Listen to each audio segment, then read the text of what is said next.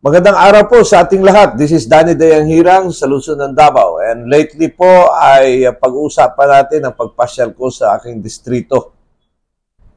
Umikot po tayo at dahilan po sa imbitasyon ng ating mga kasama sa aking distrito, the 2nd District of Davao City, ay nag-ikot po tayo sa ibang barangays, areas dito sa Luzon ng Davao at matagal-tagal po din pong naserbisyon ito. Maraming salamat po sa aking mga kasama at tayo po ay iniimbita dumalo sa kanilang mga activities. At nung after congressional election ay nawala po tayo at di natin nakuha yung ating planong nasa Congress at tayo ay nasa Manila and working in the Office of the Vice President. But lately po ay bumalik tayo dito sa lungsod ng Davao upang bisitahan po natin yung ating distrito. Binisita ko lang din po yung aking mga ilang nagawa. Unang-una, yung problema namin ng water long time ago. Ang problema talaga ng Davao at the time, those years, ay ang supply ng water. Dahil malaki na masyado yung Davao, 1.7 million, at shortage po kami ng tubig. Tayo po ang isang lumaban dito at nag-advocate na mabalik yung o magkaroon ng magandang comprehensive water program ang City of Davao. Yung mainom, yung potable water. Kaya po ang Aboitiz Group at saka Water District through the Apo Agua Water Program, Bulk Water Program, ay nagtayo sila ng isang malaking project.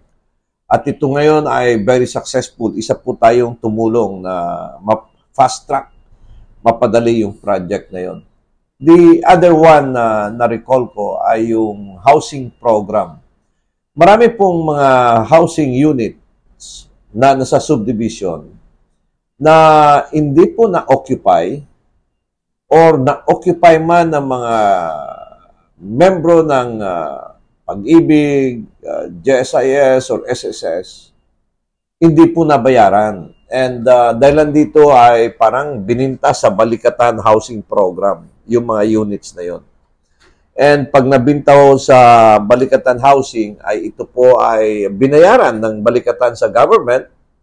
At of course, ipo-foreclose yung property kasi binayaran na ng third party dahil hindi nabayaran ng mga homeowners.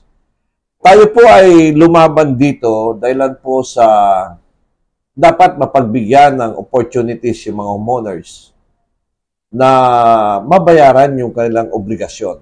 At tayo po ay nakipaglaban dito, umabot tayo sa Kongreso at finally, kahit sa Senado, and finally, dahil po sa political legislative intervention, nag-adjust yung program.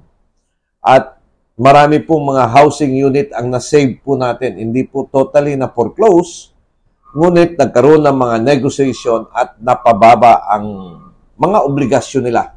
And I'm happy to report na karamihan nito ay hindi nawala o hindi na nawala sa kanilang bahay, ngunit sila ay pinagbigyan na magpatuloy sa pagtitira sa kanilang bahay by restructuring the loan.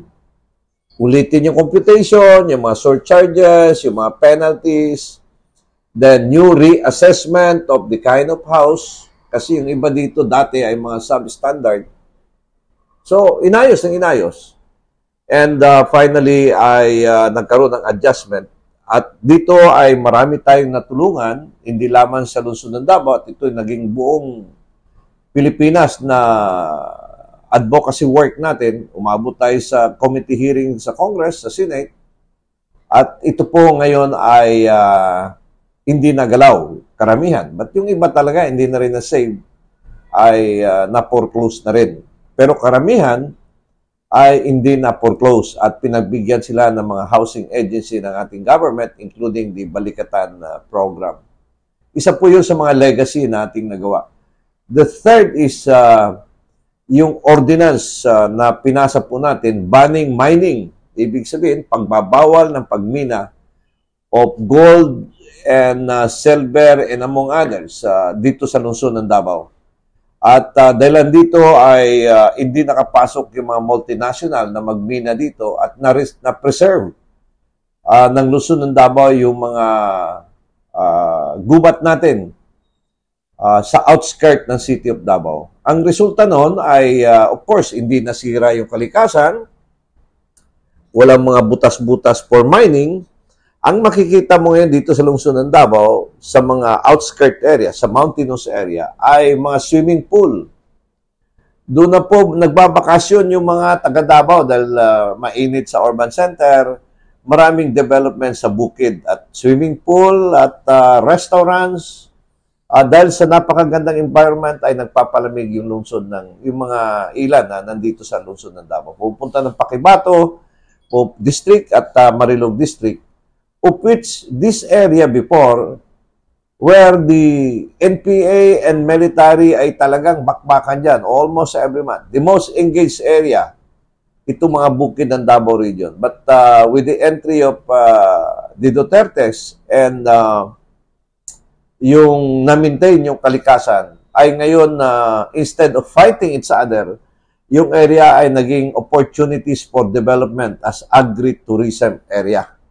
Kaya dyan, makikita mo sa picture, nandyan yung mga swimming pool, napasa po yung ordinance banning mining in the city. So ngayon, makikita nyo yung development. And dahil dito, I'm happy to be back in my district. Nag-ikot po tayo and it's good enough na we are accepted by our constituents. And titingnan po natin the coming days kung ano ang plano natin. But I think I will just be going back at the local level sa local politics. Hanggat sa muli, this is Councilor Danny Dayan Hirang, ang ganda ng Pilipinas. Mahalin po natin to. God bless Philippines. Magandang araw po sa ating lahat. A political analyst, Danny Dayan Hirang, shares his commentaries and analysis on the latest issues. As a veteran public servant, offering his insights and critical thinking. As an educator, he speaks the truth that matters. Our seasoned legislator, Danny Dayan Hirang, is live every Monday, Wednesday, and Fridays at 6:30 to 7:30 p.m. via Facebook. Follow us on our social media platforms for more details. Mahalin natin ang Pilipinas.